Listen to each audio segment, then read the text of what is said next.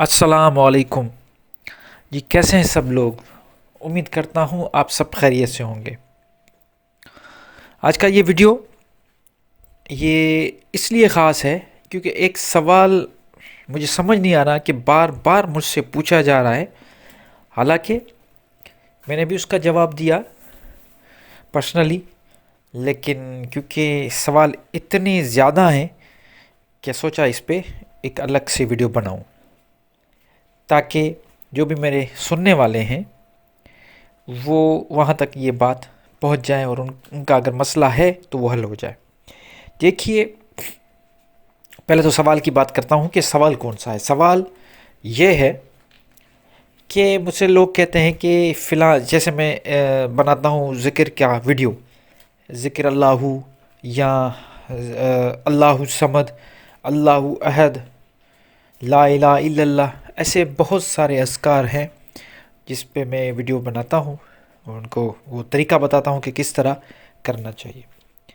تو مجھے private message یہ آتا ہے کہ مرشد ہمیں آپ اجازت دیں کہ ہم یہ کریں ذکر۔ تو میں کہتا ہوں میری کیا مطلب اجازت دوں؟ تو یہ جو اجازت والا معاملات ہے، یہ اجازت والے معاملات میرے پاس نہیں ہوتے، یہ جو دکانیں کھلی ہوئی ہیں وہاں پہ ہوگا۔ میں یہ کہتا ہوں کہ اللہ تعالیٰ نے قرآن میں کلیئر کٹ کہہ دیا، یا ایھا الذین آمنوا ذکر اللہ کے ذکر کثیر، اے ایمان والو اللہ کا ذکر کرو، کثرت کے ساتھ کرو۔ تو اس میں ابھی اجازت کی کیا بات ہے؟ اللہ کا ذکر کثرت میں سے کرو۔ تو یہ سوال پوچھا جاتا ہے کہ ذکر کرنے کی اجازت۔ اچھا، مزے کی بات یہ ہے کہ لوگ کہتے ہیں کہ بھائی کم سے جب تک آپ کو آپ کا مرشد اجازت نہیں دیتا کسی ذکر کی تو ذکر نہیں کرنا چاہیے۔ اب اس کے پیچھے یہ مختلف ریزنز بتاتے ہیں۔ ایک ریزن یہ ہے کہ بھائی اس کا اثر نہیں ہوگا، دوسرا یہ بتایا جاتا ہے کہ بھائی اس کا اگر اثر ہوگا تو نیگیٹو اثر ہوگا۔ تو یہ دو چیزیں بتا کے مریدوں کو بیوقوف بنایا جاتا ہے۔ ہمارے یہاں میرے پاس اگر کوئی آتا ہے تو میں ان کو کہتا ہوں کہ بھائی ذکر کرنا آپ کا کام، ٹھیک ہے، میں صرف بتا رہا ہوں، تو میرا یہ اجازت دینے کا کوئی حق ہی نہیں ہے۔ کیسے میں اجازت کی حق رکھتا ہوں جب کہ اللہ تعالیٰ نے خود فرما دیا کہ بھائی ذکر کرو، کثرت کے ساتھ اللہ کا ذکر کرو۔ تو یہ جو چیزیں ہیں، ان چیزوں کی وجہ سے ہم پیچھے رہ گئے۔ آپ خود سوچیں کہ ہماری بہنیں، ہمارے بھائی، اتنے میسیج آ رہے ہیں ویڈیوز میں، نیچے کمنٹس میں کہ جی ہمیں ذکر خفی کی اجازت دیں، ہمیں ذکر قلبی کی اجازت دیں، کیونکہ ان سب کو یہ جو سو کالڈ مرشد بن کے خانقاہ بنا کے بیٹھے ہیں ان سب نے یہ ان کو بتا دیا ہے، سکھا دیا ہے، نہیں صرف بتا نہیں دیا بلکہ ان کے ذہنوں میں یہ بٹھا دیا ہے، ان کو یہ سکھا دیا ہے کہ بھائی ہم ہیں، ہمارے جب تک تم ہمارے پاس نہیں آؤ گے اللہ تک نہیں پہنچو گے۔ بیچ میں ایک جیسے ایجنٹ ہوتے ہیں، ایجنٹ بن کے بیٹھے ہوئے ہیں۔ ہم یہ نہیں کہتے کہ وسیلہ نہ ڈھونڈو، ہم یہ نہیں کہتے ہیں کہ مرشد نہ بناؤ مرشد، کامل مرشد ڈھونڈو، وہی آپ کو راستہ بھی دے گا، لیکن ایجنٹ اور مرشد میں فرق کو سمجھو۔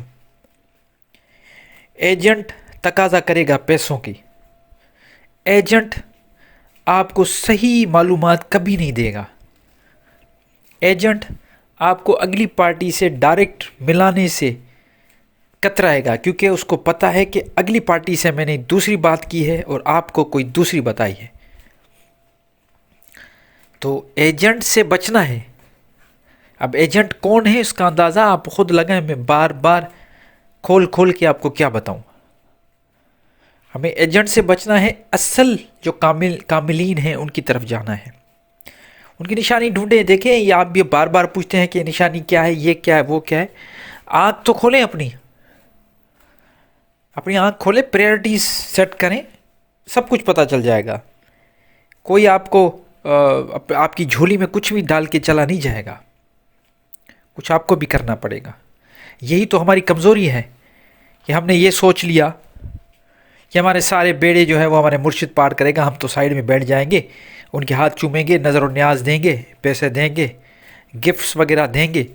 ہمارا مرشد کیونکہ کامل ہے، شریعت کا پابند ہے، تو ہمارا سارے معاملات سیٹ ہو جائیں گے۔ ایسا بالکل نہیں ہے، یہ ذہن سے نکال دو۔ ہر کسی کو، دیکھیے میں ایک بات اکثر کہتا رہتا ہوں کہ ہر کسی کو اپنی جنگ خود لڑنی ہے، سمجھ رہے نا آپ؟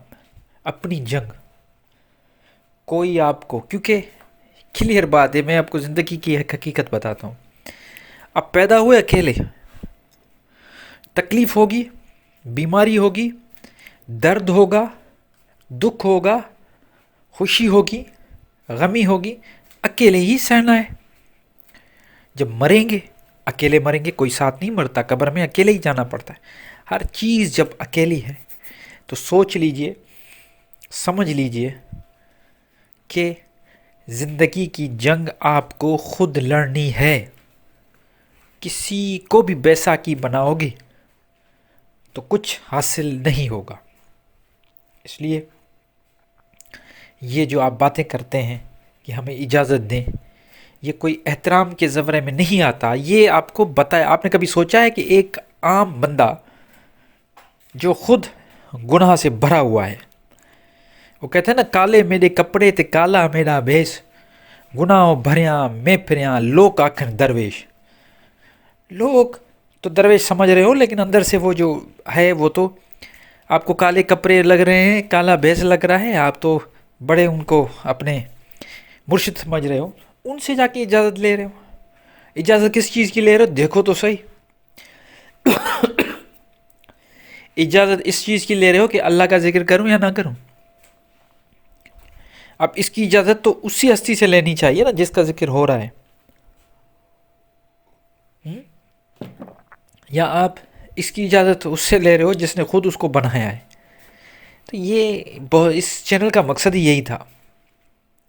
یہ جو القرآن مرشد آپ میرے ساتھ ہیں، یہ جو آپ چینل دیکھ رہے ہیں، اس کا مقصد ہی یہی تھا کہ ہم فضول چیزوں کو ختم کریں۔ جیسے اکثر میں مثال دیتا ہوں کہ کسی نے بڑی خوبصورت مورتی بنائی تھی، وہ مورتی کسی نے دیکھا اور فنکار کو بولا، آرٹسٹ کو بولا، کمال کر دیا تم نے۔ اس نے کہا مجھے تو نہیں معلوم تھا، میں نے تو ایک پتھر لیا، فالتو چیزیں ہٹائی، صاحب جو فالتو چیزیں تھیں مجھے لگ رہی تھی وہ میں نے ہٹائی، خوبصورت مورتی بن گئی۔ دین اسلام کو بھی اس طریقے کا ایک اپروچ چاہیے کہ ہم فالتو چیزیں نکال دیں، بدعتیں نکال دیں، غلط چیزیں نکال دیں۔ اس کا ہرگز یہ مطلب نہیں کہ آپ اصل صحیح چیزیں بھی نکال دو، نہیں، اچھی چیزیں ہیں تو رہنے دو، خوبصورت چیزیں ہیں تو رہنے دو۔ امید کرتا ہوں آج کچھ طبیعت بھی صحیح نہیں ہے تو گلا بھی خراب ہے، تو میں نے سوچا زیادہ ویڈیو لمبی نہیں کرتے۔